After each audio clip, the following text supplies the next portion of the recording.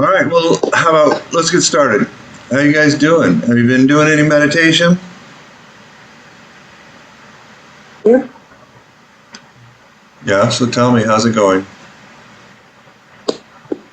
Yeah, it's going good for me because, but I more and more during the day when I work. I just look at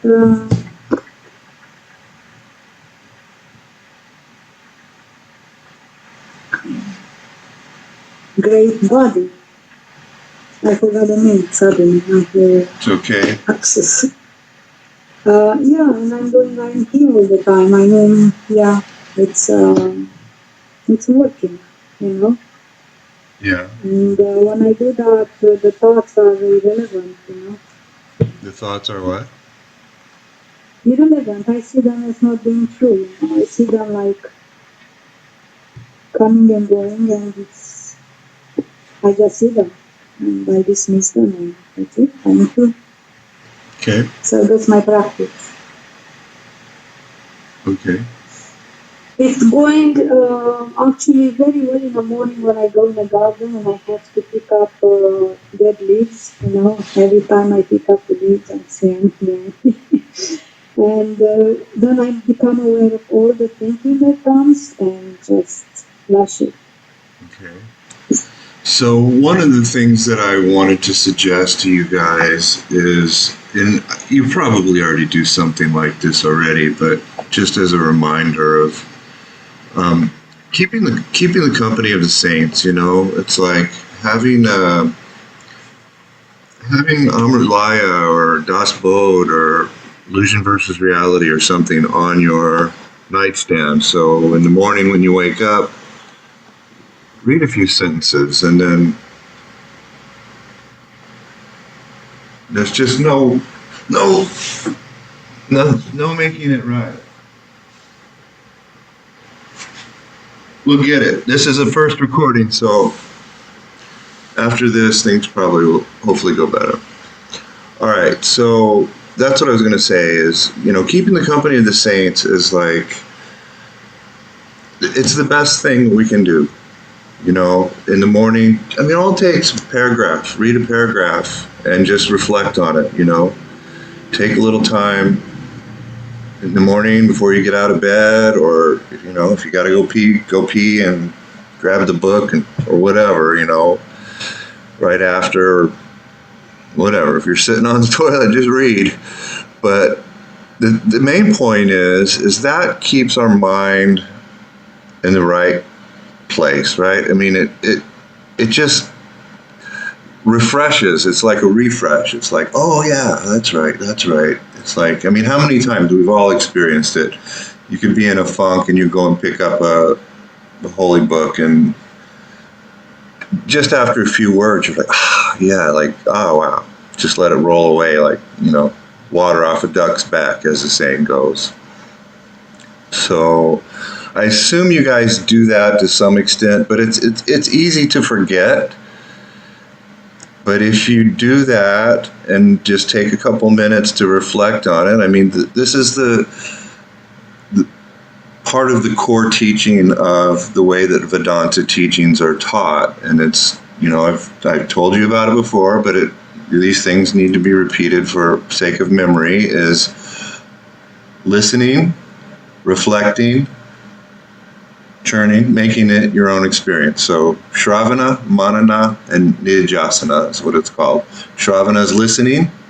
Manana is just going over it in the mind, churning, like Maharaj used to say, chewing the cow chews cud, you know, just think about it. It's like the seeds have been planted. Now the reflection is the watering onto that fertile ground of your awareness.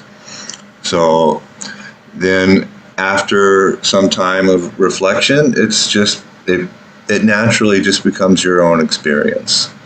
So this is a traditional way that Vedanta teachings are taught. And the listening can be, you know, having a conversation with the teacher or guide, whatever, but also sitting with a book, because the books of this lineage, and the books that are recommended by this lineage are top notch. They will not steer you wrong, right? So other books you'll find, and I'm sure you've seen it, and I've seen it in you guys before too. When you start looking at other books, all of a sudden all these questions start coming out, and it's like, well, what about this? What about that? Before you know it, the mind's running down 10 different directions trying to figure out what this guy's talking about, instead of, what I'm offering or providing for you is just a direct path. You don't have to deal with any of that crap, It's like, but it's important that it's the quality, the caliber of the teacher or the teaching is the same, because they're not all the same. And it's okay. I mean, if you want to read other things, it's okay. And it'll help with your discrimination ability to be able to see the difference between what this lineage teaches and what other people are saying. 90% of it, the non-dualism part, is pretty much the same. But the teaching of reality is not taught by most non-dual teachers. I mean, you won't find, some of the subtle instruction that I've given you, and some of the beyond the fourth body. I mean, almost all of the teachers just only take you up to the fourth body, and that's the important part in the beginning. It's the most important part. I've stressed that several times when we were doing that little retreat thing. Is that the first main step is just to really become in tune to the pure awareness that you are, and that exercise of looking at the first three bodies is a way to step beyond those three bodies and recognize, oh no, I'm not in that dream. I'm not in that waking dream. I'm not that deep sleep state. I'm the one that is the knowledge that's aware of all of that. And so that's kind of a practical, a methodical way of getting to step beyond thinking that you're just a character in the waking dream. Because most people, we just live our lives thinking that little 8-hour window or 12-hour window or whatever it is, however long the body's awake, is what's real. But it's like, well, there's 8 hours of dreaming and the body and activities going on and running around. But we don't take that to be real. We just take the waking body, the waking state, to be real, to be what's true. So, coming to the awareness that you are the witness, and that's what I was telling you earlier today, is that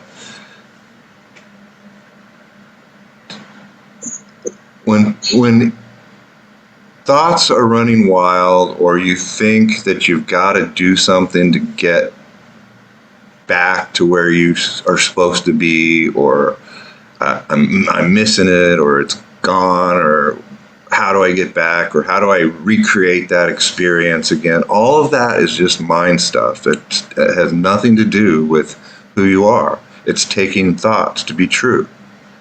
So that's the simple process. Very simple. Just recognize thoughts aren't true. How do you recognize thoughts aren't true? Because they come and they go. Our whole life has been a revolution of dream, waking state, sleep, dream, waking state. It's just, how many times have we awoke in this dream, this waking dream? How many times have we fallen asleep and awoke? And so it's like getting to a place where you start to recognize that the dream and the waking state are basically the same thing. So when you start to recognize that you're the witness, you're not in the dream, you're the witness of the dream. You're not the character in the dream. You're the one who sees the dream come up and the dream go off. The waking state go up And as soon as you fall asleep, where is it? The next morning, you can't come and get yesterday's waking dream back again. It's gone. So you have to start to recognize that it really is. It's the same substance. It's the same thing as a dream. And there's multiple ways to prove it or to verify it for ourselves, but the main way is to simply do a little analysis. It's not even a complicated thing to recognize that everything that we experience in life, we experience through thoughts. If we had no thoughts, we would not have any experience of life. Right? Can we agree on that? So, if you look at the dream state, it's also the same thing. Without thoughts, we would not have any experience of the dream state either. So right there is the proof that they're made up of the same stuff. Without thoughts, it would just be the void. It would just be open, just changelessness. I mean, you guys, the teaching about the causal body is an initial teaching for seeing the interplay of the three lower bodies. Then once you come to the awareness, you recognize that all of those three bodies are only seen by awareness, but they also only appear in awareness. So there's really no separate thing going on. It seems like there's a witness somewhere back here that sees through the eyes all of this out here. But if if we close our eyes, it all goes away. But that seingness, that awareness, that light, it's still there if we close our eyes, there's still awareness hasn't gone away. The sense of I exist is still there. So really the main point here is not getting caught up in the thoughts, recognizing that if your mind is running or if you're thinking, it's partly learning, also training the mind to catch itself when it starts doing that. Because right now when it does it, you just run with it. You're not catching it. But so what you need to do is you need to start to recognize, oh, my mind's running. Oh, my mind said I have to do something to get back to who I am. No, that's not true. I can let that go. I don't have to give that thought any more importance anymore. And as soon as you forget about it, oh, it's lifted. It's immediate. It's lifted. As soon as you say, no, I don't have to go anywhere. I'm right here. It's like all of that is gone. Last night's dream is gone. Yesterday dream is gone. But I'm still here. My awareness is still here. All of this is changing, coming and going. But the one that sees it isn't. So that should be pretty effective. So I forget exactly what I said to you, but it's kind of twofold trick, basically, in a way. One is if it really feels like you're caught up in it, you can say it's not true, but if that's just another thought, then it's not doing any good. So instead, just watch the thoughts come and watch the thoughts go, and not get involved with them. And from that place, say it's not true, right? Instead of in the mind thinking, oh, it's not true, it's not true, it's not true. No, just step back, watch the thoughts come and go. Because even the thought, I have to get somewhere else to be who I am, how long does that thought last for? it's a thought instant. I mean, that's literally a thought instant. It comes and it goes. But then we give it some importance and we put it on a loop, right? We start thinking that, oh, it's true. I got to do this. I got to do something. I got to do something. You know. So it's really much easier than you think.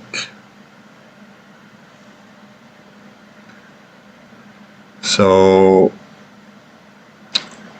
the other trick is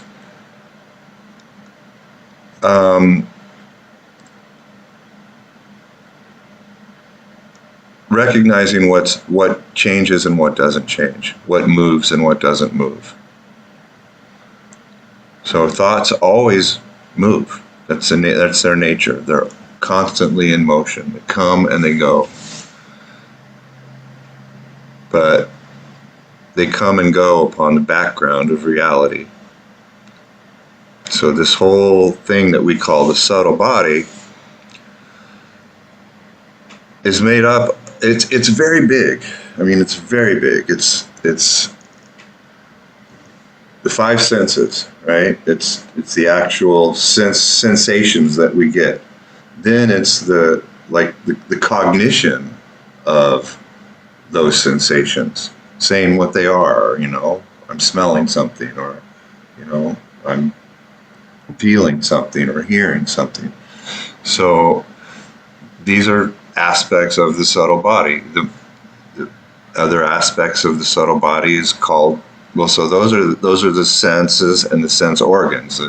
Then we have the pranas, which are basically the energy, the movement. Some people would say air, but it's really energy. I mean, it's the motion of the breath and the energy that allows for the movement of the body. I mean, without the breath, the body would just be still.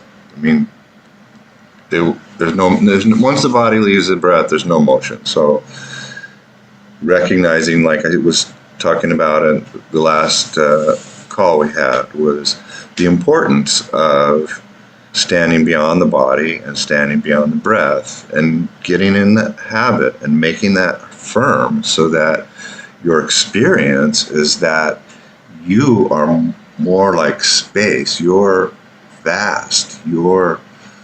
All of this is happening in you. You're the container of everything that happens.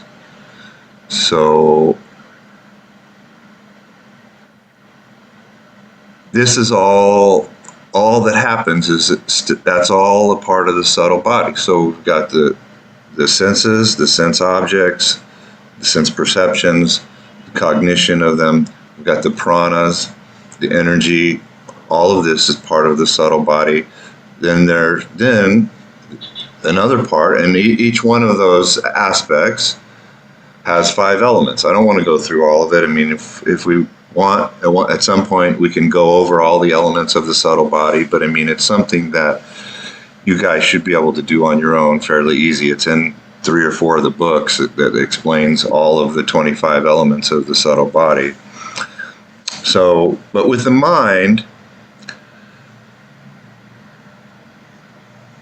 being the 5th one, is that it's also has 5 parts, right? So it's got the mind has its own functions. Basically, it's like a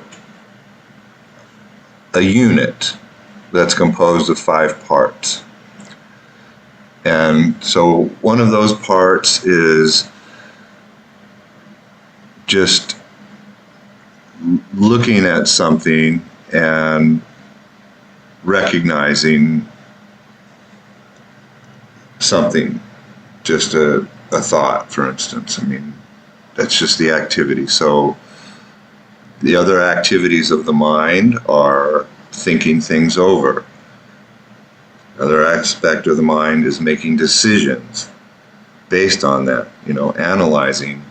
So we're analyzing, we're Then there's other part of the mind that's just chatter. It's just the thought, just blah blah blah blah blah blah blah blah blah blah blah blah blah. Always just, but we can once we recognize that that's just a function of the mind, then we can deal with that and recognize that we don't have to give that all that chatter any importance. And once you stop giving it importance, it all settles down. It all goes away. It's just like you don't need it.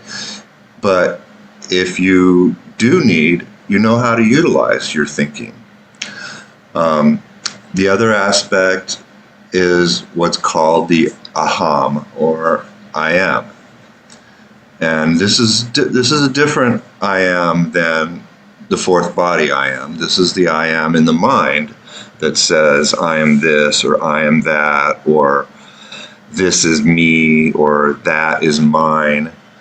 And this aham, A-H-A-M, aham is how it's pronounced and spelled, is the ego, basically. It's the ego function of the mind. It's what claims something. So the fifth part of the mind is called the inner mind in English. It's called the antakarana in Marathi, Sanskrit, antakarana. It's just the inner mind. And that basically is our connection with the self. That's the higher mind aspect that sees the other four parts in play. But it's like the witness part of the mind that sees the like consciousness, not in the sense of the fourth body of like consciousness, but just being conscious, just being aware. That's the inner mind aspect. And that inner mind aspect is what's connected. It's like the direct connection to the self. It's like, okay, so if some people, they talk about, okay, so the third eye here is the eye of knowledge. So if you meditate there, basically you're meditating just on pure light, pure knowledge, pure awareness. And that breathing exercise that I was talking about before of if your lungs are completely filled, and then if you just hold it for a couple of seconds, and then just let the breathing happen from the third eye up to the crown chakra, and just in and out, and forget about the breathing. That'll just take care of itself, and just become immersed in that pure awareness and that light. And that's like on a bodily level, the connection of the consciousness of the mind to the consciousness of the self. In reality, and from the perspective of awareness, it's just awareness. So we break it into these compartments in order to be able to talk about it, to be able to describe it, to be able to try to understand kind of the mechanism of what's going on in illusion. But it's not to say that all of this stuff is real. It's to say, oh, it's not real. So it's not true, even though it's, this notion of the individual self connected to a higher self is a useful concept. Really, there's only that one self. But as long as there's a sense of being an individual, you have to surrender, get into that higher self, let go of this individual, let go of the borders of the body, start to expand yourself out. So it's called body consciousness. Living with body consciousness it's the way it's translated.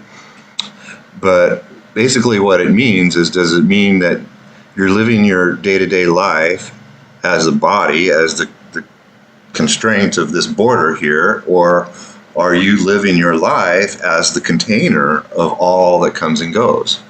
So in order to do that, you have to become expansive. That's why I was kind of giving you some tricks, some meditation tricks of just like how to start to more and more stand beyond the body, get used to being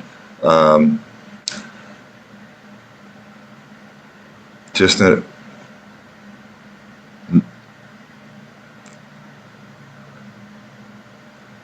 I think in a way that the mirror meditation is really useful in that way, because it's like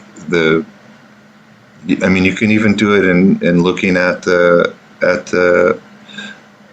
video screen of yourself, or even of somebody else. I mean, I was talking with Greg about this, I don't know, a couple of years back, and he was saying, he actually expanded upon this meditation, and he said, not only is it that what I see in the mirror is not me, and that there's no space, and I mean, I'm the space in between, or there's just oneness here. The seer and the seen are the same. The boundaries have dissolved. And he said that he took that meditation and he actually applied it to everything that he sees, the whole appearance. And that's useful. I think it's the next logical progression. It's not really necessary to do that, because once you start to live as not being confined to the boundaries of the body, and experiencing yourself as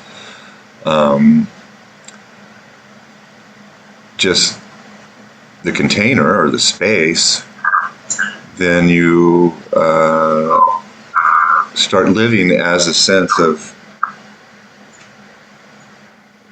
not living as body consciousness. You know, I'm not living with the body consciousness. I think that may be an incentive. That is a very good incentive, actually. So,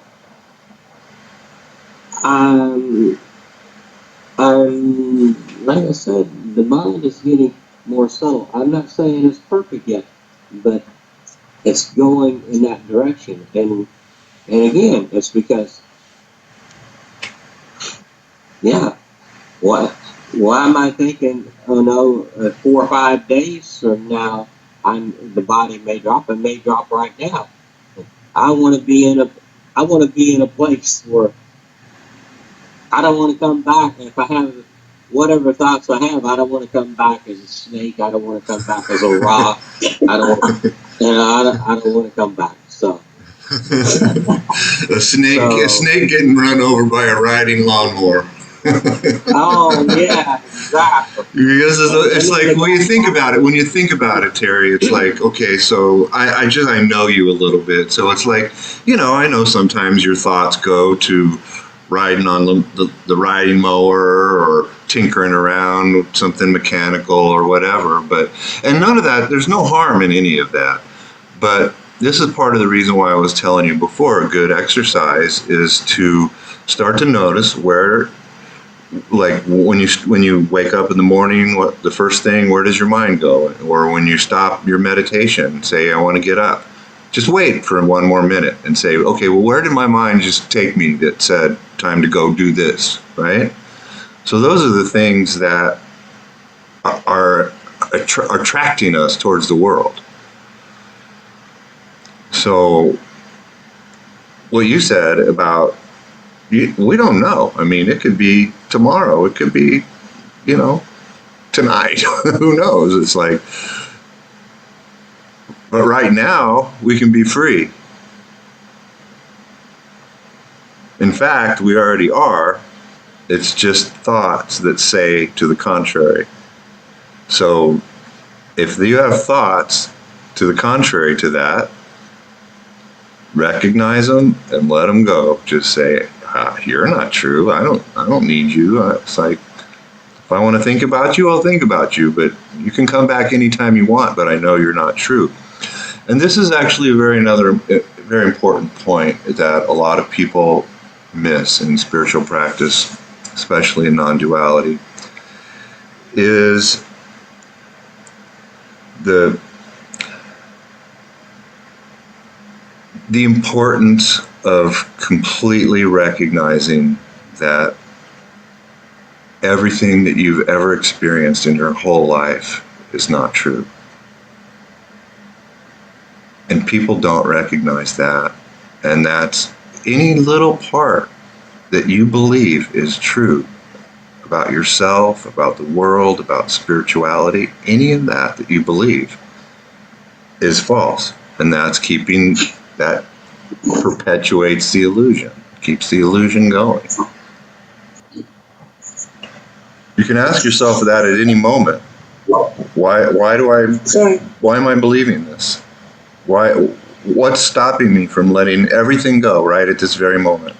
And automatically, when you think that, and the answer is nothing, everything's lifted from you. Everything is lifted. Yeah. The mind wants time and continuity. Yeah. Okay.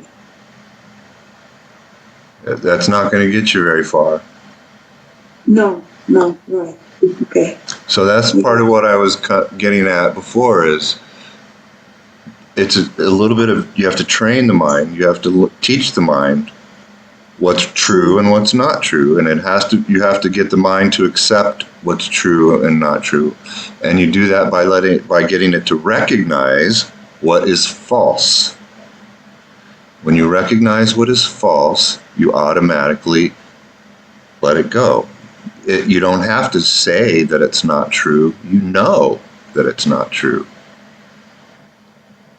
So, like I said, the mind still has the habit of not catching itself yet. So now you need to break that habit and create a new habit, only until it's necessary, of catching the mind, saying, oh, shit, I'm doing it again. I'm thinking that I'm out of myself. This is somewhere else. I got to go, and I've got to do something to get to it. What do you got to do to get to it? What do you got to do to get to where you are right now?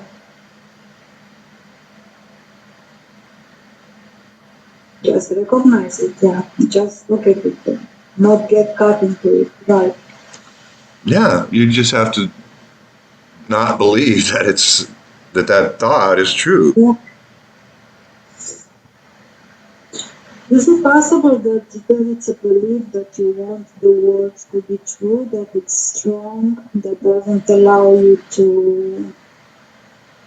That is the truth. That is the bondage. That's what causes You want the words the illusion to be true. Yes. You want something. You want something. Yeah.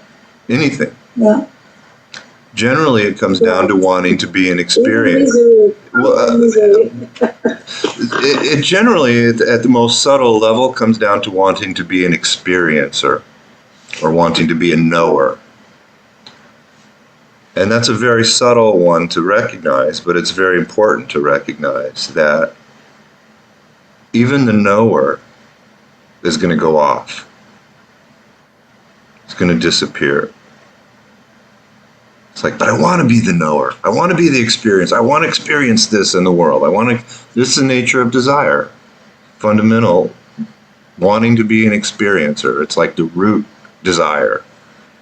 I want to experience this. I want to experience that. I want to experience love. I want to experience tasty food or good health or whatever it is. So, recognizing on the deepest level that even when the mind is running off in different directions, or the body's really sick, recognizing that I am not that. That is not who I am. It doesn't matter what, it literally does not matter what the body is doing, because we have no control, really. I mean, we think we have control, but, I had 20 things I wanted to do today, and I got stuck working on this, and I think I got it to work, so maybe it was worth the whole day, but the point is that we have to let go of these ideas of literally believing that we are the body, that we are the mind, and its activities, more importantly, because a lot of spiritual people get caught up in this kind of, it's kind of related to the idea of you think you have to do something to get back to yourself, but it's the idea that, oh, well, if only the body wasn't doing this, only if I didn't smoke cigarettes, or only if I didn't drink beer or smoke weed, or have this health issue, then I would be enlightened, then I would be free. But no, you have to recognize, no matter what the state of the body and the mind is, you are not that. No matter what its activities are, what the activities of the mind or the body is, you are not that. Well,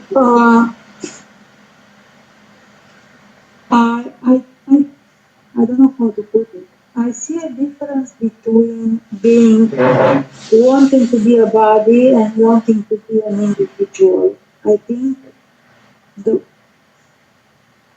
it's not the same, isn't it? Where is there an individual if you don't have a body?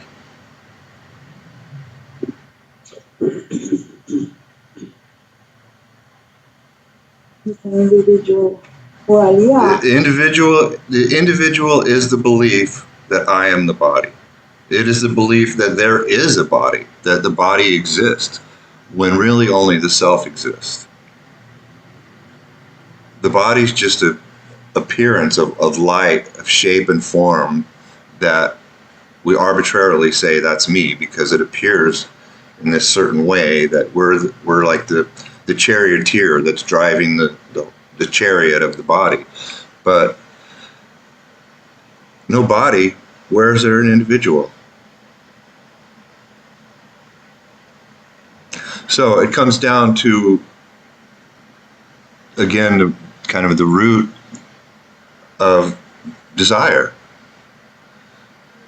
Prior to that, first there's this desire to know and to experience, and in order to experience, we have to have some vehicle for experience, and that's the body. Does that make sense? So, I talked a little bit about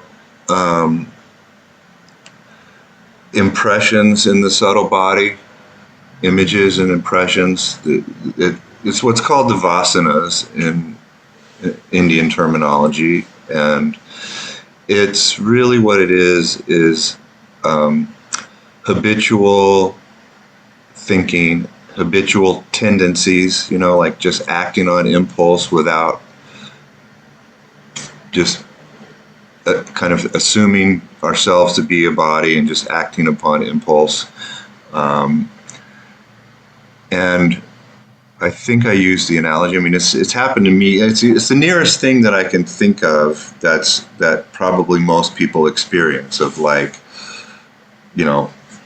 say if you're riding around on the riding lawnmower all day, or if you're out on the boat on the water all day, or if you're skiing all day, you get home and you lay in bed and you close your eyes, and that impression is so in your subtle body, you can close your eyes and all you see is going down the ski slopes or being out there and on the, feeling the boat underneath you and the waves going by, So that's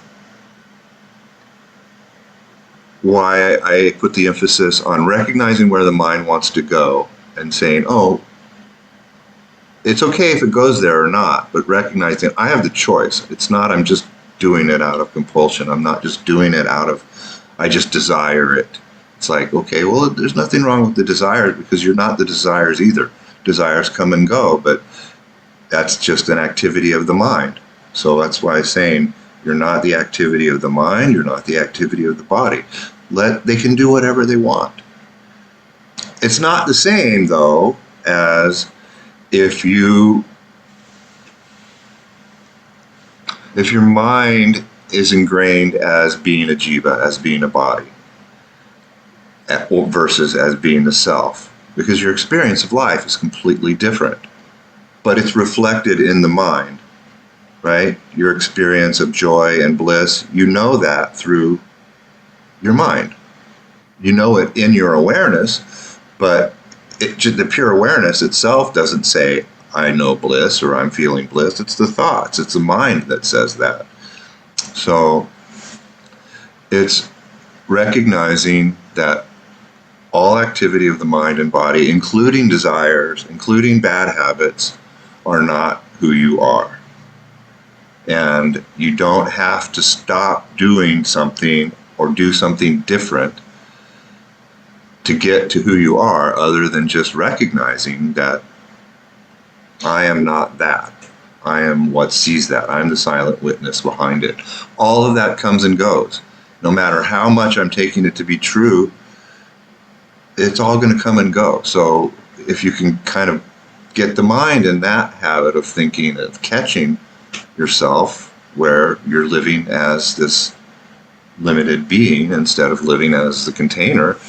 Living as a container is really nice because your space, everything just passes through you. It's like you're not separate from anything. You don't have to do anything. It's like just everything just happens by itself, just life does its thing. It's basically what it is it's the functioning of knowledge, that original knowledge of I am, that Mula Maya, that first movement from stillness into motion of, I'm aware. Then there's awareness of something. I want to be aware of something. I want to know something instead of just that pure knowledge itself. It's like I want to know something, and that from that everything spins out. It's like, okay, well, your mind just starts wanting to know everything, so it just starts going out, looking outwardly into the world, and putting labels and ideas about this, that, and everything. So it comes back again to it's a hard concept to grasp at first for people, because people are so accustomed to thinking that you have to do something to become more spiritual, or you have to do something to get to where you want to be, or you have to stop doing something. That's an even bigger obstacle for a lot of people. It's like, I have to, whatever. Stop smoking. That's a classic example. There's Maharaj, Siddharameshwar, Nisargadatta, they all smoked. But they knew that was not who they are. And ultimately it didn't matter. But at the same time, part of that unit of the mind, it has the capability of reasoning and recognizing this habit beneficial, this habit might not be beneficial. You're recognizing first and foremost that it's a dream. It's just a dream that's appearing in you, just like the waking state and the dream state. They're just dreams that appear in you and they disappear, but you're still here. You've been here the whole time. All of the dreams and all of the days and nights that have come and gone in your life are gone, but you're still here. So recognizing that everything is a dream, and to some extent, so I've talked about, so the reason why we go through this process of looking at the four bodies and the aspects of the subtle body is not that they're true. We don't look at them and examine them because they're true. We look at them and examine them because they're not true. But when you're living as the awareness, recognizing that everything is a dream, you also have the ability to use the mind. So that's the saying goes, it can be your worst enemy or your greatest friend. So you can actually use the mind to say, okay, well, I can see, smoking is hurting my body, and probably good idea for the dream character to stop doing that and take a little bit better care of the body, so it's, not I mean, life, I think, should be like a fun. Maharaj used to say it should be a fun. It should be just like a good time. I mean, it's like if you want to do something, do it. It doesn't matter. But if it's creating problems in life and making life not fun, then stop doing it. But you're not stopping doing it because you think that it's going to get you self-realized. You're just doing it as part of the role that the character in the dream is playing, right? And there's a lot of different factors. It's like, okay, well, how do I feel? It's like, I mean, Maharaj, he was in the habit of chewing tobacco when I was spending time with him, but I was smoking cigarettes at that time and on and off. And I asked him if he ever smoked because I knew Nisargadatta said, and he said yes, he used to smoke, and he was an accountant for a while, and he said sometime there would be like a discrepancy at the end of the day in the books of like 2 rupees or something like that, and he would sit up all night and smoke cigarette after cigarette trying to figure out where those 2 rupees were, but he knew it wasn't true, right? It was just the role that the dream character was playing. And he told me that it at a certain point he felt that the smoking was really affecting his health in a really bad way, so he stopped smoking. And then he didn't tell me this directly. Another co-disciple of mine. It doesn't really matter because it doesn't matter what the body's doing. And people look at a saint and they see what they're doing, and they judge the saint based upon that. I mean, a lot of people think Nisargadatta and Siddharameshwar weren't realized because they see him with a beedi, smoking a cigarette. It's like, it's just that's a very, very low understanding of spirituality, very, very, very low maturity of the spirituality. And I think you guys both recognize that already. But somebody told me that he was having tooth problems and some tooth pains, and somebody told him, put some chewing tobacco on there, and that it will help numb the pain. And that he said, and then the body became addicted to chewing tobacco. But what to do? I mean, he didn't care. It was just like, it was like one of life's simple pleasures, right? If you want to do it, do it. If you don't want to do it, or you don't think it's healthy for the dream character, then don't do it. Doesn't matter. Not you. That's the whole point, is like, it doesn't matter. Whatever you're doing, you're not taking yourself away from who you are. Nothing you do affects that. It's like that idea of, well, I want it to come right away. Can it? But can it? It's like, yes, there's nothing to stop you from stop believing in the false things that you believe in.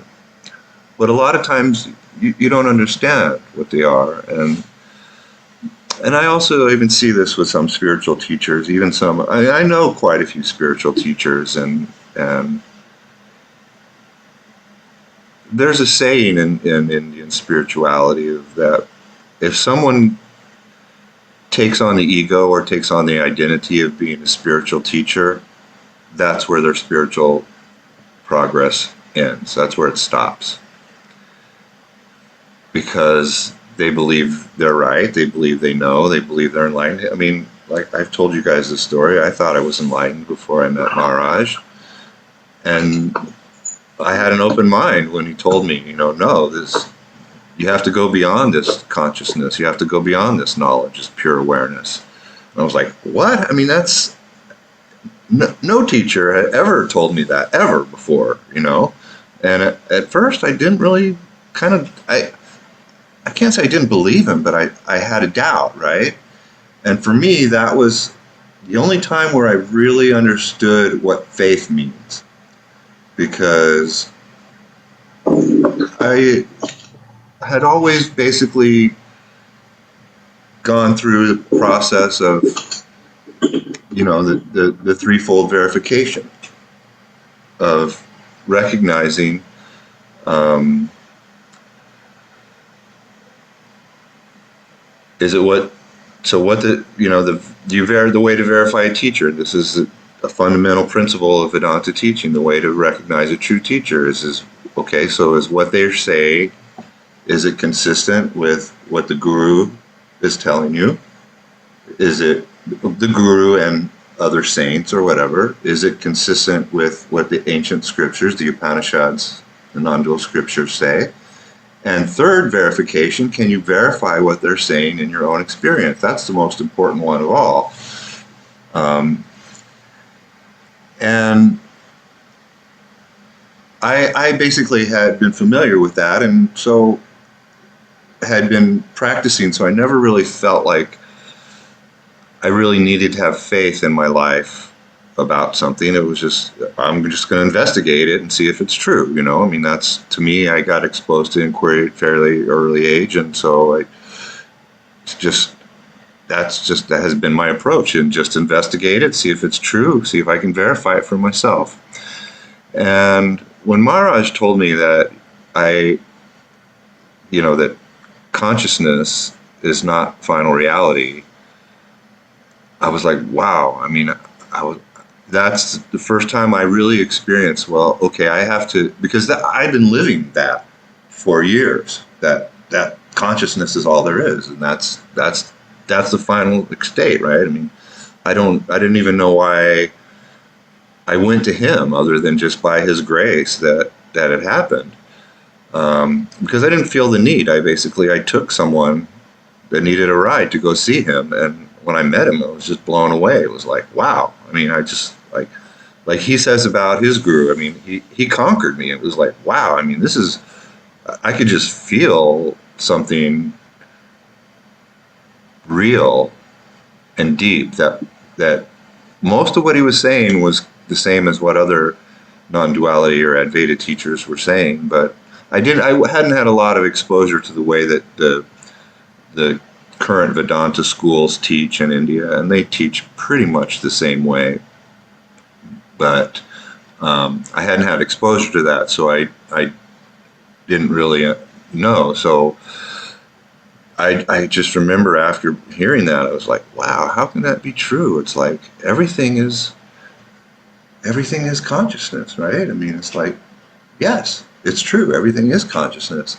But to say that that's not the final reality, that you have to go beyond that, this pure knowledge, I had to take a leap of faith and I asked myself, well, why would he say that if it's not true? Why would he be telling me that? Why? There must be something to it, because I know he doesn't lie. I mean, I know he's not going to lie, especially about something like that, something that the most subtle, talking about final reality, And so yeah, I spent time meditating on it, and I lo and behold, wow, got the experience of, yeah, there's something changeless beyond knowledge. And then it was more of a consciousness doing the work. It was like, it wasn't, the experience wasn't of final realization at the time. I mean, I don't really like talking about things like this, but I think it might just because it might be beneficial, that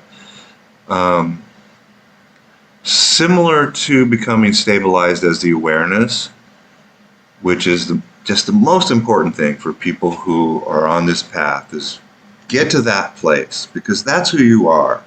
Your existence is that awareness. I mean, you're either changeless reality, or if you exist, you're knowledge without attributes, knowledge or objects, and knowledge with objects, right? So you're either beingness or your reality. And so I would say it took a little bit more study and meditation before Um, it it kind of just like there's insights, and then there's when your identity shifts. And I can't say how or why or when it did, but it just did. It's like, oh, okay, I recognize that consciousness dances on the background of who I am. I'm the changeless reality, and consciousness is just playing out as a glamour glitter show or whatever on, a light show. That's just life dancing itself, really. Knowledge, a play of knowledge. So I don't know if that's of any benefit or any use, but it's something that it's not really worth talking about too much, because the most important thing is you got to stop believing your thoughts first. You got to get stabilized in that consciousness, that awareness. And just doing that, like Terry was saying, as he's been letting go of things for years, it's just more peaceful and more calm. It's like he doesn't buy into this old shit that he used to buy into. It's just like you get pretty worked up on some stuff sometimes, and probably maybe still does. Who knows? But even if he does, it's okay, because it's not who he is. Right? Same thing with your damn bathroom floor. You're not the Julia fixing the bathroom floor. You're the container that all of that dream is happening in. You're the light that illumines it all. What'd you say? I said, bloody bathroom floor. If it's not one thing, it's another in life, right? Especially with the body. Especially with the body. I mean, I've had a hard lessons about that in the last year. I mean, I'd gone probably 20 years without getting sick, and then it was like boom, boom, boom. I mean, and not just little things. I mean, like big things. Like, okay, well, let's maybe that's just a small chapter, and starting to exercise and got some dumbbells and trying to build my strength, the body strength back up after not exercising, being sick for I don't know, whatever it was, 9 months or something, where it was just one thing right after another. And so the body's starting to feel better again, but I mean, that can change like that too. All of a sudden, my blood pressure goes through the roof, and my heart starts feeling like it's beating out of my chest. It's like, good thing I'm not the body.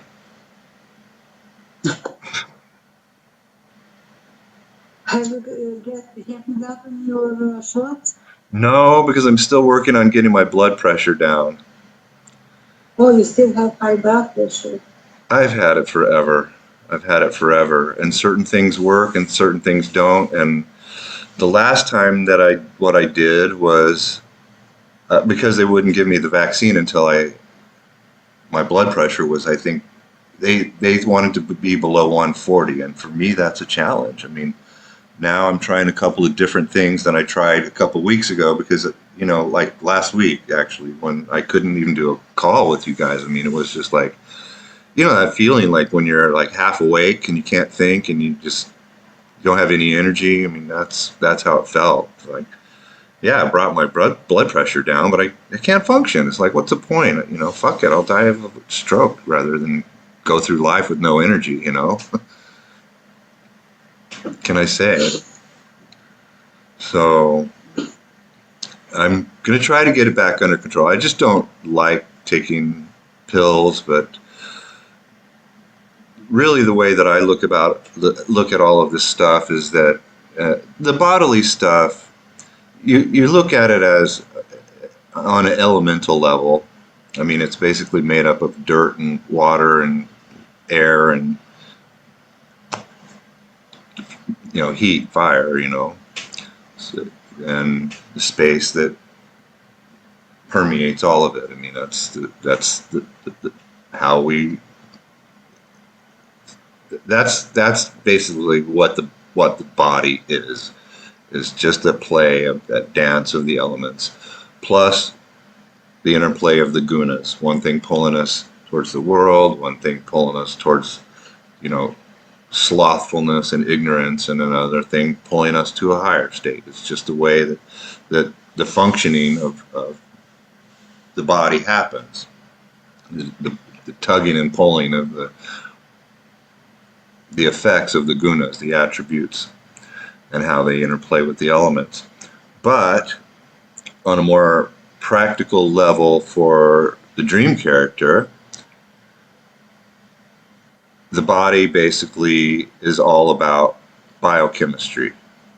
It's all chemical reactions. It's all what's going on in the body. And so even myself, I've had to let go of some ideas about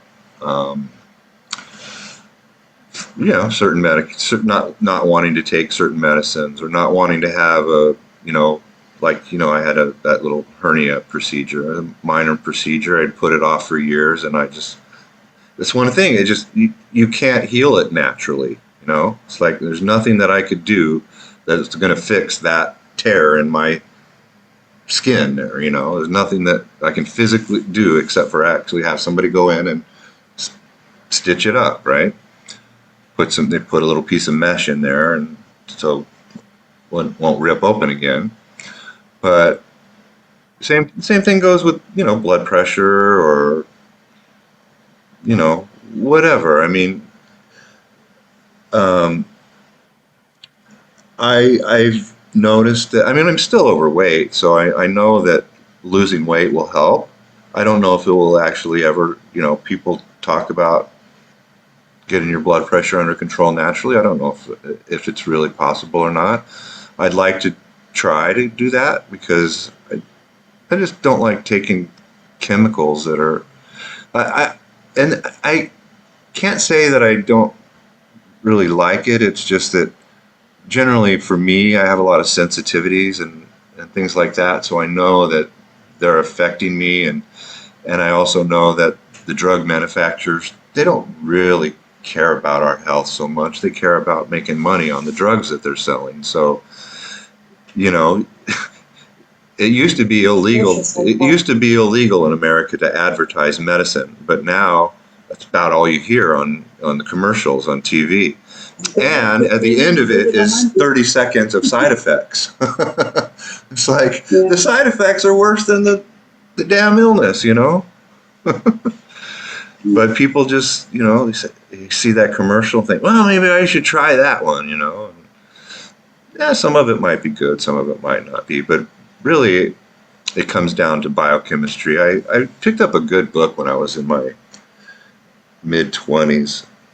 That was written by two biochemists, and I forget the name of it, the Art of Longevity or something like that, but they were basically coming at longevity not from a natural holistic living perspective, but they were coming from it from a biochemical.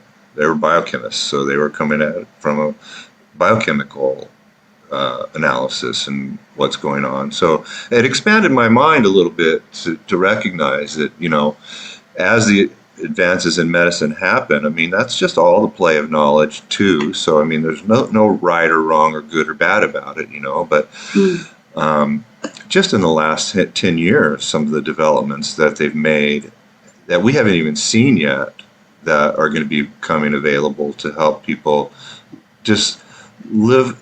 I mean, what it comes down to is a quality of life, right? I mean, it's like nobody wants to spend the last 5 years of their life, not being able to walk, or, having tubes in you and a ventilator, and you're laying in a bed not being able to do anything. I mean, that's not living, that's just hell, really. It's like wanting to carry on life like that is intentionally choosing to live in hell.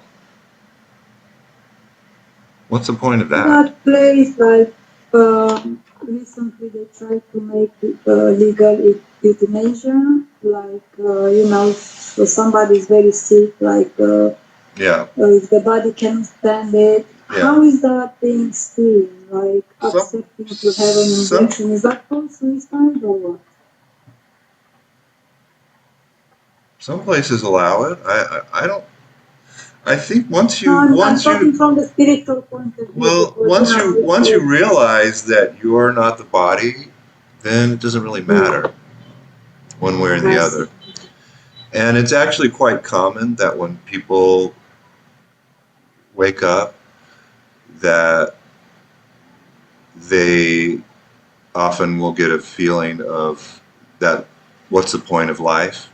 You know, I went through that myself. It's like, what's the point of life? But if you go down the road of thinking about, well, okay, well, why continue? Because I know I'm not the body. I know this world's not true and that it's going to go off. But what's the point of ending the life if it's not true and it's going to go off anyway? So it's like, what's the point of ending it? You know, just recognizing that it's not true is enough. Is what it takes, really. And then, if you want to end your life, who's to stop you and why? You know, I mean.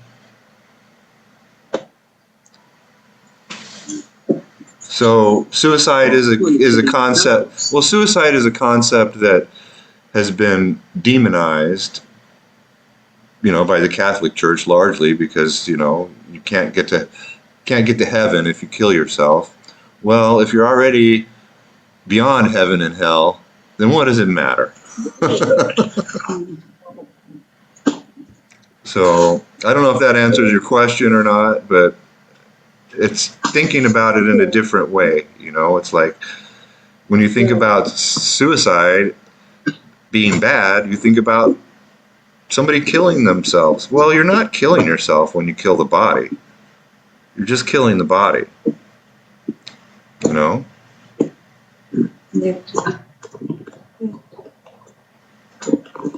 You're actually suicide. What real suicide is taking yourself to be a body. Because then you're letting go of yourself for something that's false. You're letting go of your real, true Yeah. self, what your self is, and you're killing it, believing it to be a body.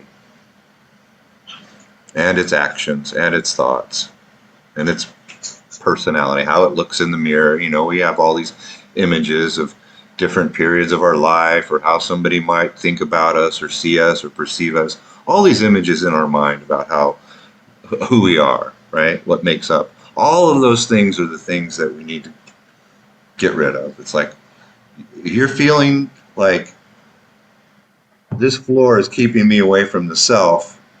Who are you taking yourself to be right there? You're taking the actions of the body, the circumstances in the world to be true, and that somehow it's taking you away from yourself. But no, it's all happening within yourself. There's no good or bad in it. If it goes good, that's okay. If it goes bad, that's okay. So you don't have to be in such a rush to finish. Sometimes it feels that way, though, doesn't it?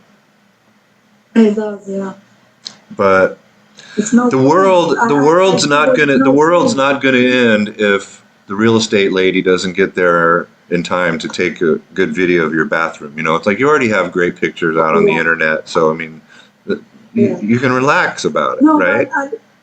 I hear a lot of people saying, "I love life. Oh my God, I love life so much." And me, I look around and I say, "Shoot, I don't love life. I mean, I don't see the point. I mean, Yes. yeah."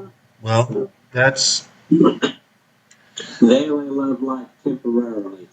well, yes, exactly.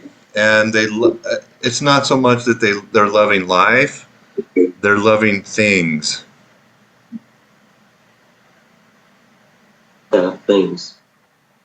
Yeah. When you really love life, then you let go of all things, and then you are the life of all. You are the life behind everything. You are the energy pulsing through creation.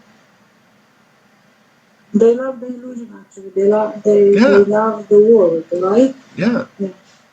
And that's Things are going well for them at the moment. at the moment. Yeah, exactly. But life, it really, it's a, it's a, what do you call it? Pendulum, good and bad, right?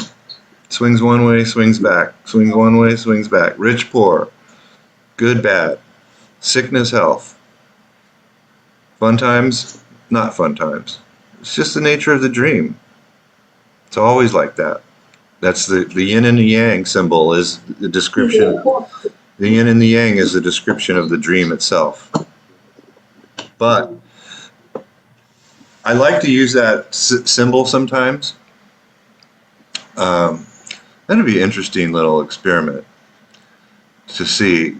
But you know what a yin yang symbol looks like, right?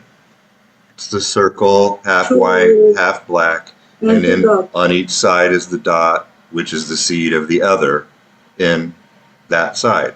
Okay, so that basically is, you can look at it on so many levels. You can look at it as the duality of illusion. You can look at it as Brahman with attributes and Brahman without attributes. But if you step back for a second and recognize, kind of like that image that I showed you guys during the retreat, what is that image appearing on? That background is what's real. The yin and yang spirals around, does its dance, but it's dancing on the background of reality, which is the paper or the screen or whatever you're seeing it on, you know. All right, so you said the awareness is what is born and dies, basically. Right?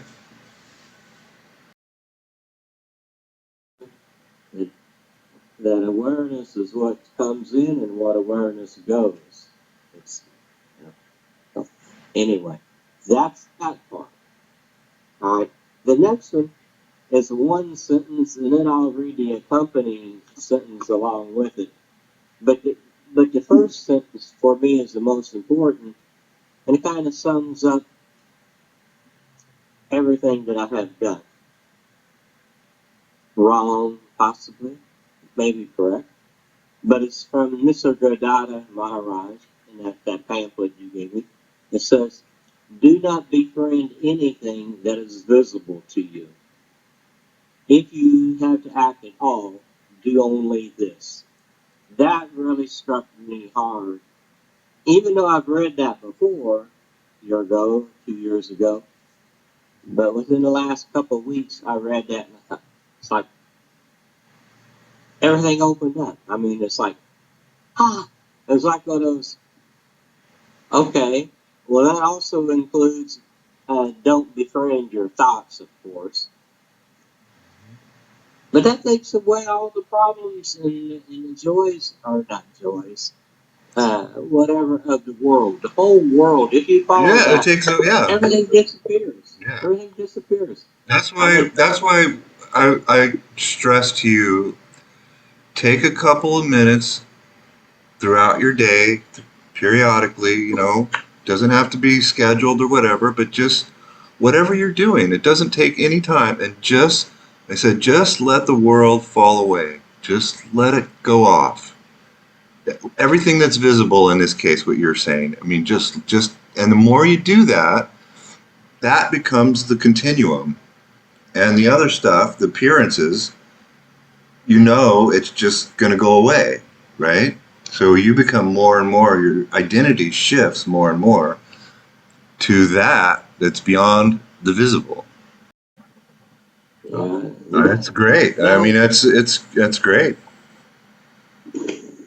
But again, for me, that do not befriend anything that is visible to you. I mean, Well, and the other thing too about making bliss an object, you know, it's like Nisargadatta, that particular book is pretty clear because he's left off a lot of the flowery stuff because he was a poet, so he used to speak in like kind of poetic terms. And there's a co-disciple of mine in India that I talk with fairly often, and he was very close with Maharaj. Nalin, who you saw his photo, you asked me who that was. I was asking him about something that Nisargadatta said. He was.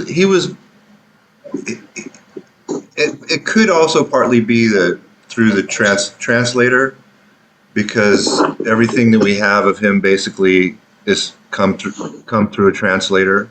Some better, some worse. But he was saying something in a flowery term, describing reality in a flowery term. And then I saw something else. I loosely have on my feed some Advaita Vedanta groups on my Facebook. So once in a while I'll see something. And I saw this Ramana Maharshi quote, and he was talking about reality shining. And he usually refers to it as stillness, but he often refers to it as shining.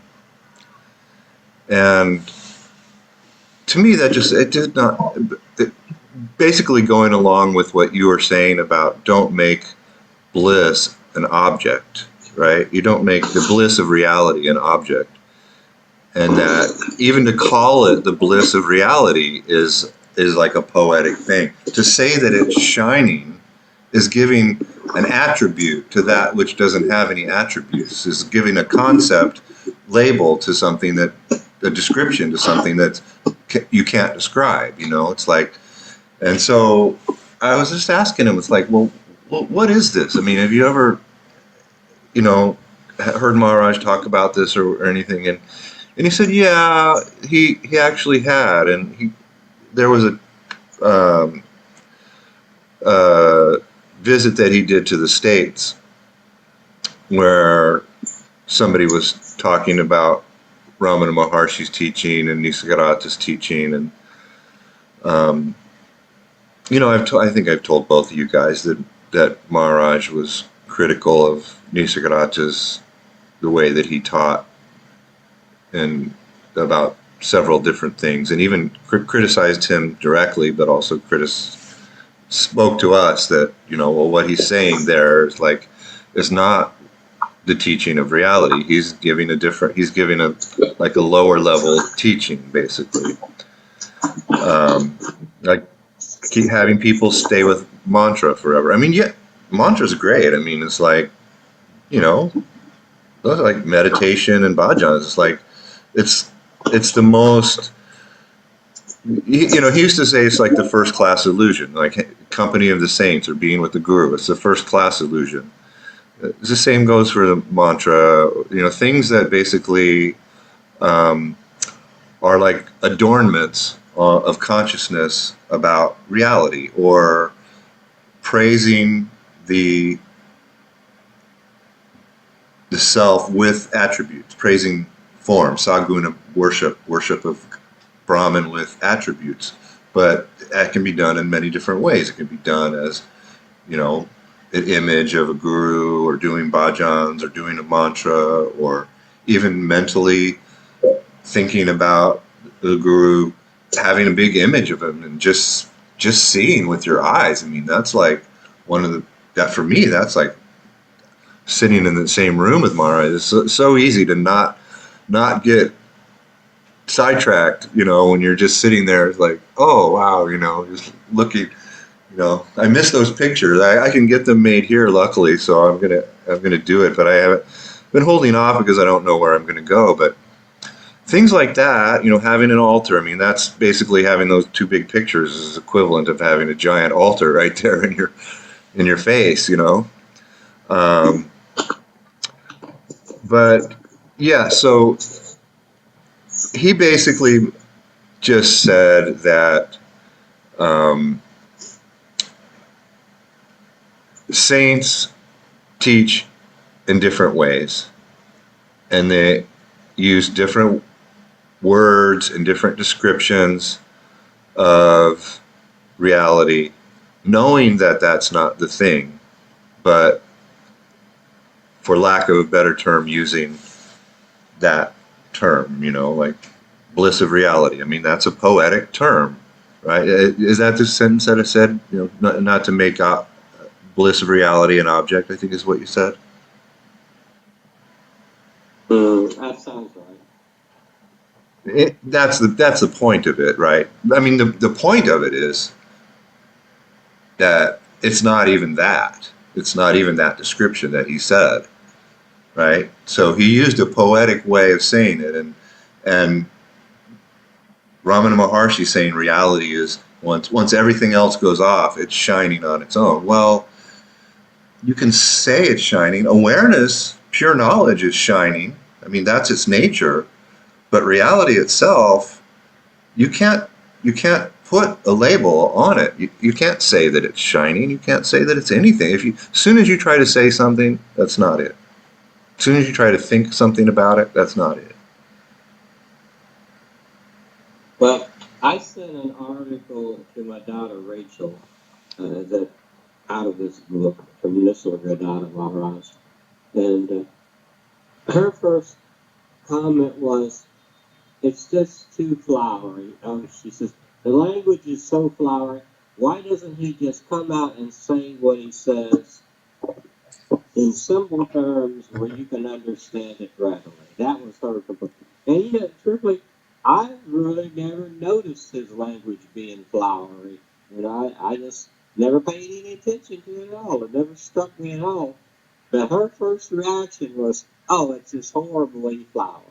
I said, "Oh, well, yeah, he used to be a poet." She said, "Oh, well, yeah, well, that's easy to tell. But he should write in plain terms." Yeah. Okay. Like, so send her something from Ranjit Maharaj and see what she says. I'll do that. Something that, I mean, because he did not speak in flowery terms. He was not speaking in poetic terms. He was right to the point. Always. You are he right now. You are he right now. That's it. Full stop.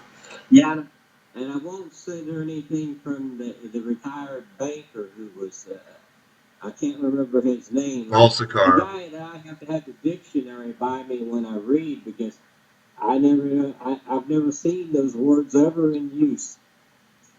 Ramesh Balsekar? Yeah, I told you all of that stuff is plagiarized. All that stuff is plagiarized from Wei Wu Wei. It's not even his own words. Oh, really? Yeah. What's it plagiarized from? There was an author, I think in the 1920s or something. His pen name was Wei Wu Wei, a Chinese name. And it was like the Owl and the Pussycat or something like that, and a few other things like storytelling kind of books that he wrote that were Vedanta teachings. But Ramesh, I mean, you can look. I didn't know this myself until I had a spiritual teacher for many years, and one of his missions was to try to expose charlatans, and he wanted to expose Ramesh Balsekar's teaching, and he recognized, because he was more of a scholar than a realized teacher, but that's where I learned Advaita Vedanta from. So he was good at least at that part, but he wanted to send some of his disciples out to disrupt one of Balsekar's satsangs to accuse him of plagiarizing, because, I mean, literally you could take the two books, and there's about, Wei Wu Wei has like 5 or 6 different books. You can take them and you can go and you can look at Balsekar's books, and I mean, it's not just like paraphrasing, it's like word for word plagiarizing what he said. He didn't understand what Nisargadatta taught, so he can't teach it. How could he teach it if he didn't understand it? Wei Wu Wei, yeah. WEI. Okay. I'll look him up because I've heard his name. Yeah, but there's no point in looking it up because it's inferior teaching. Oh, okay. Well, never mind. The point is that Ramesh couldn't teach what Maharaj and what Nisargadatta was teaching because he didn't know himself. He didn't get it. He wanted to be he was a banker that wanted to be a spiritual teacher. You know? Made the mistake again of listening to a few minutes on the internet. I'm not going to say anything else. I turned her off after a few minutes and went on about my way. Yeah, you guys can do whatever you want. I mean, when people first come to me, one of the first things that I always say is, in the beginning, set aside all of the other books and just focus on the teaching that I'm giving you. And then after some time, you're free to read whatever you want because you'll have the discrimination to be able to tell what's true and what's not true. But Maharaj said several times, he said, there's two times where spiritual teachings or scriptures are beneficial in an aspirant's life. One is when they're first learning about spirituality, and then up to a point, because it gives you that initial information. It gives you something like, oh wow, there's a path, there's something that I don't know. There's a way out of this illusion. There's a path to follow. And usually it's where sincere aspirants will get to is a point where they'll say, I need a teacher myself, somebody who can actually explain this stuff to me and make sense to me. And then the second time in the person's life when spiritual scriptures are valuable is when you've met a spiritual teacher and they can help you understand it and they can help you explain it. They can explain it to you or help, if you have a question or whatever, but also because it's the same teaching, it's the same as sitting with Siddharameshwar, sitting with Ram Dass or Maharaj. When you're reading those words, when you're reading what they're saying, it's the same thing. You're not reading some other book for the entertainment of the mind or the accumulation of more knowledge. You're sitting at the feet of the saint. Otherwise, all that other stuff, I don't tell you not to read anything if you don't want or watch videos or whatever, but just do it with discernment, with discrimination. But it's a waste of time. I mean, you don't need that. You don't need it. I mean, you've been given the direct path straight to reality if you want it, So if you want to meander down the alleys and side streets of spiritual illusion and wrapped in pseudo-spiritual teachings, go for it. But it's just a waste of time. The bird's way. Yeah. That's why I decided to call this chat group the Bird's Way. And I think that the first retreat that we did, I'm going to take all of that and I've already extracted it into a text manuscript. So I'm going to go through that. I'm going to elaborate on some of the points and try to set it up in a book form. And I was thinking about actually doing it in 2 books because the most important part in the beginning is the teaching of the 4 bodies and getting to the 4th body. And that should kind of be the end of the first book. Because if you put it all in one book, people are just going to keep reading and they're not going to understand. They're going to think, oh, well, the 4th body I can just skip over it. Like, everyone asks that. Every single person that hears this teaching asks that. Can't you just skip over the 4th body and just go to reality? Well, not really, because you have to come to the recognition of what your beingness is, what the self is, what God is,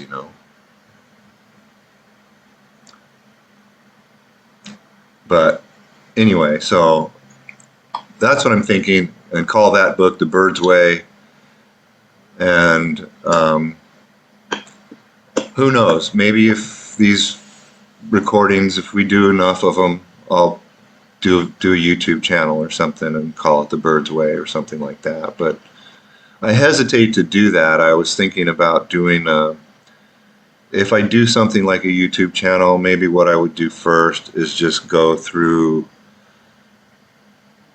make 5 or 6 videos just on what we did that 4 weeks when, before, because we went through that stuff really fast. Normally it's like, the teacher will, like I've done with you guys, I've done with other people that have come to me, you go through progressively and you recognize kind of what their level of understanding, what their level of experience is, and then you can take them farther. But it's like you kind of have to go methodically and step by step. Otherwise, they're going to get confused, or they're going to want to try to jump to the end, and that's the nature of the mind, to say, oh, well, how come I can't just go to the 5th floor without going through the 4th floor first, Yeah.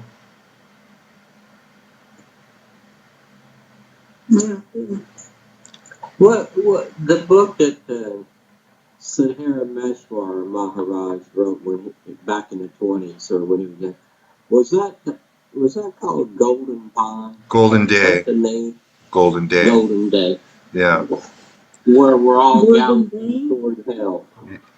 I tell you what, I got that book at a Maharaj satsang, and I was working in Silicon Valley at one of the top companies in Silicon Valley, and had a good paying job, and thought I was enlightened and just happy, just living as consciousness and making big bucks. And I read that book, and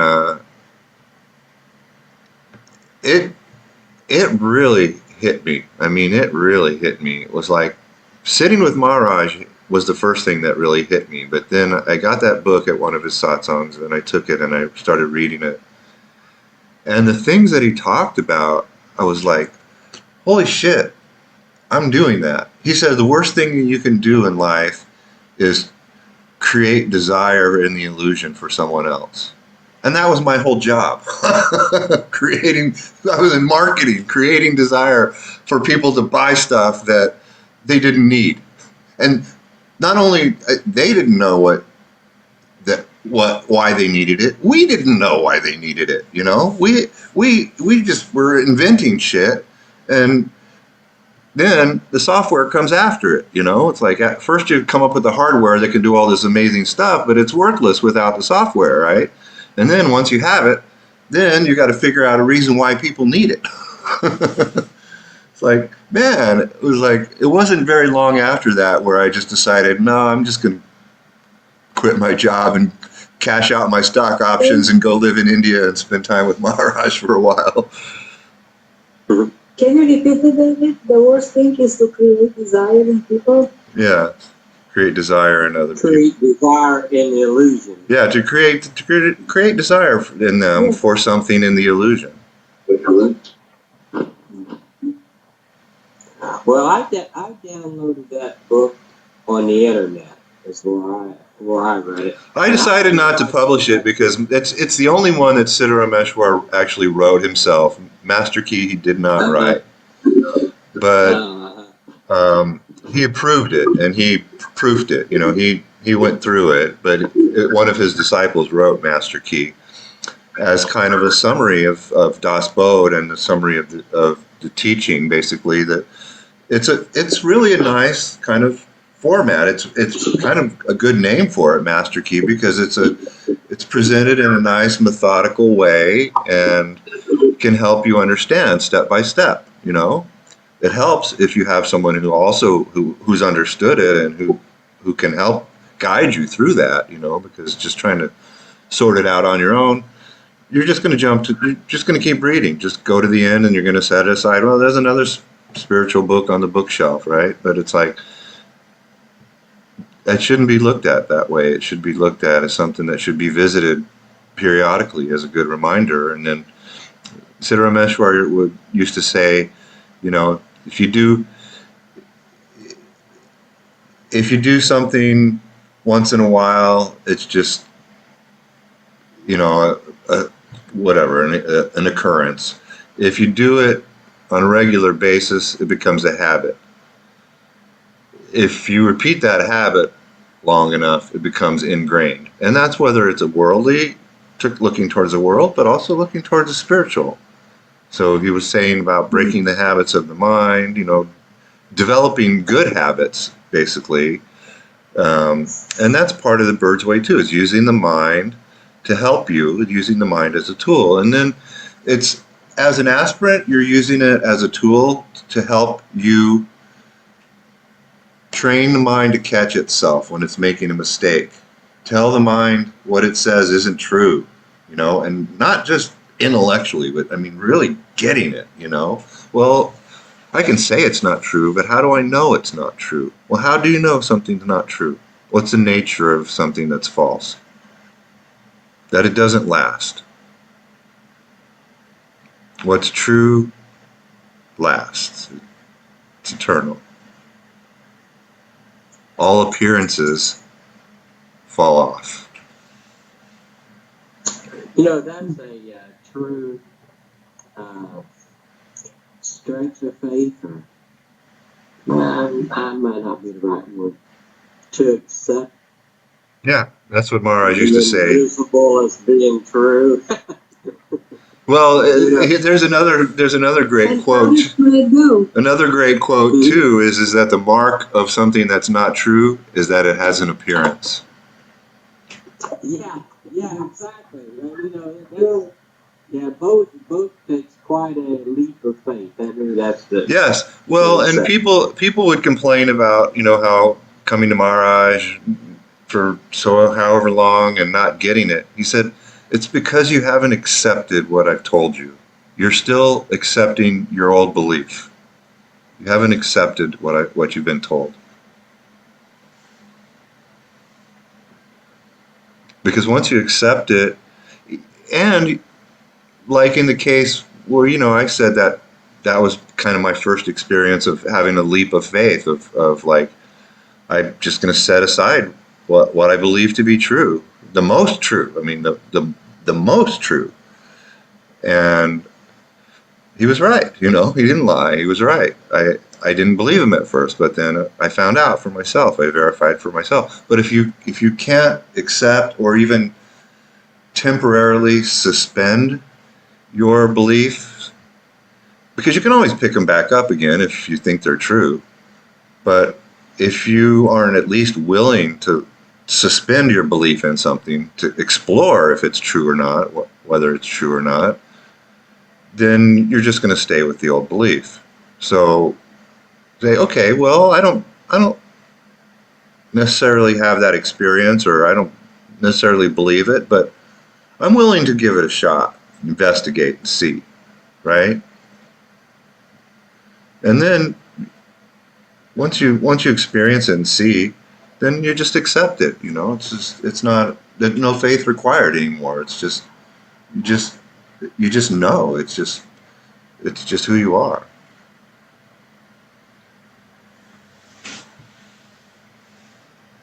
No, that's good stuff, Terry. That's good stuff. Go ahead. Yeah.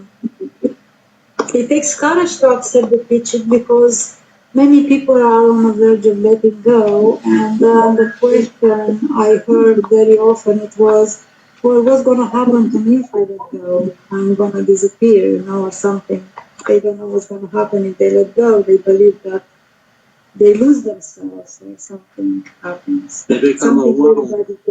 The fear is that I'm going to die. The fear is that I'm going to die. If you look at it, the bottom line is that if the ego dies, I'm going to die. Or if I let go of who I think I am, I'm going to die. And people are afraid to die because they think they're the body.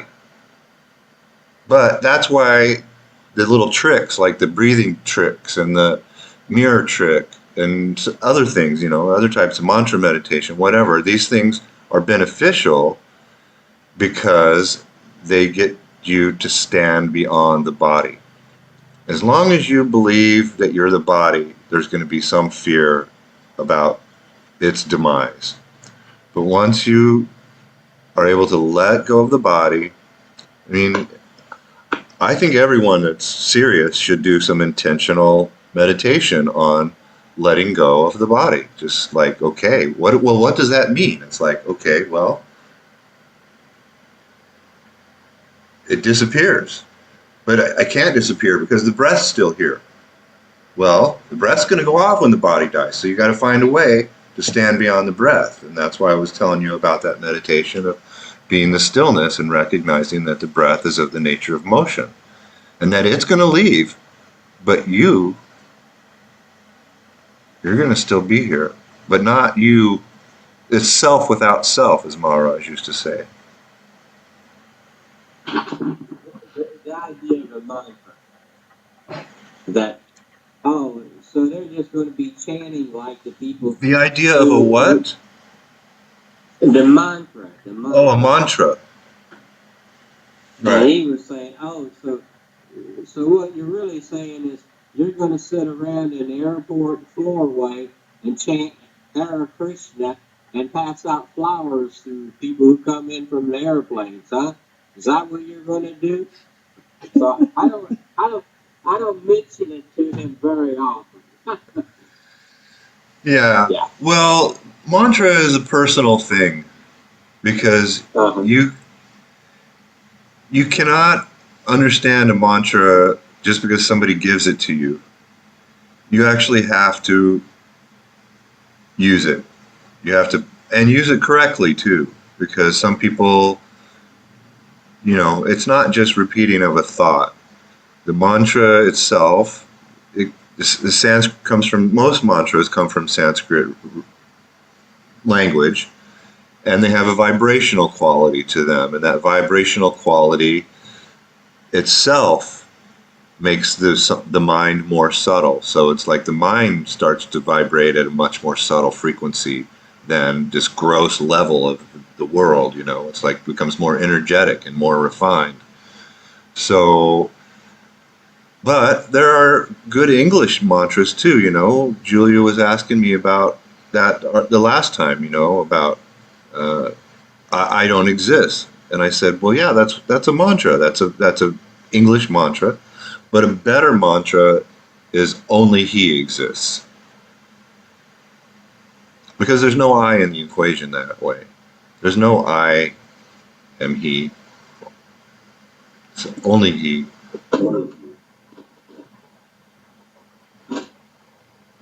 And that's a fundamental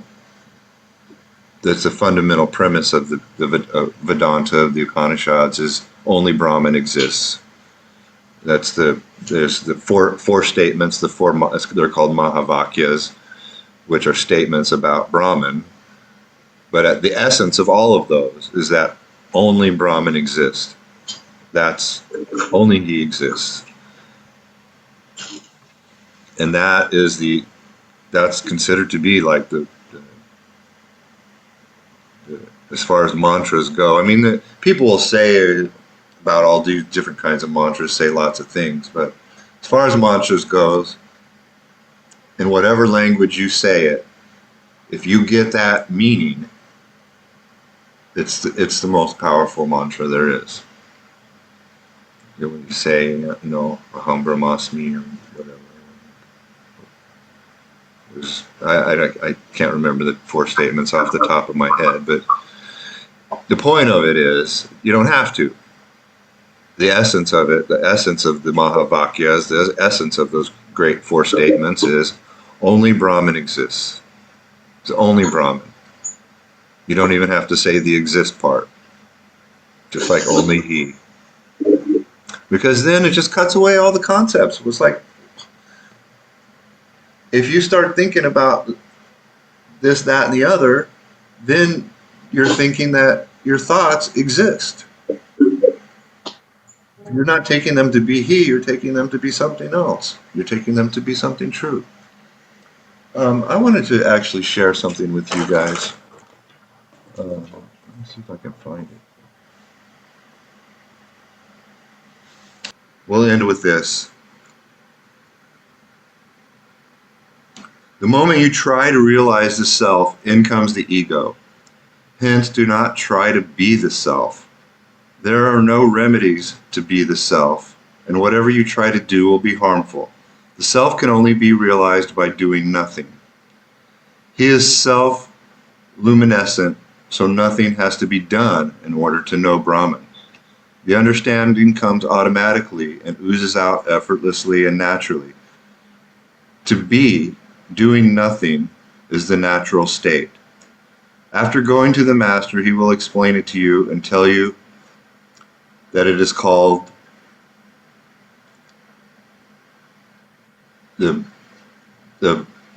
he's using the phrase bulb of bliss, but you and that Nisargadatta quote said bliss of reality, right? Still. So, what the master prescribes is rest. Rest being the special procedure to be adopted in order to attain self-realization. Sit still, quit doing anything. Doing nothing is the only state that can lead to reality. Nothing, Joey. Of Well, course. doing nothing means not identifying yourself with what you are doing, not being the doer. And not befriending the visible. Right. Yes. I like that. That's a good way of saying it. That's a really good way of saying it. Okay, so it's probably about time to wrap up. Unless you guys have something else you want to say. I'm trying to think. I think there was one thing that I was going to say, but go ahead if there's anything. If you can think of anything else you want to talk about. It's 1/4 after, so go another 15 minutes if you like. Is it possible, David, Ramana Maharshi, I mean, I read some Ramana Maharshi books, and when his mother died, they said that he got the Samadhi. Is possible? Anything is possible in illusion. Okay. I mean, when Maharaj told me that, I was like, oh, wow, yeah, that's true. It's like anything, literally anything can happen in illusion. But to answer your question, no, it's not true. It's part of the dream. It's an appearance, right? True.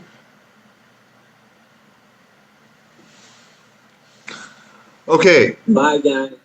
we will call an end to it. It was really nice talking with you guys. And try to remember, please try to remember, just keep the company of the saints. Just keep like you're doing good, you know.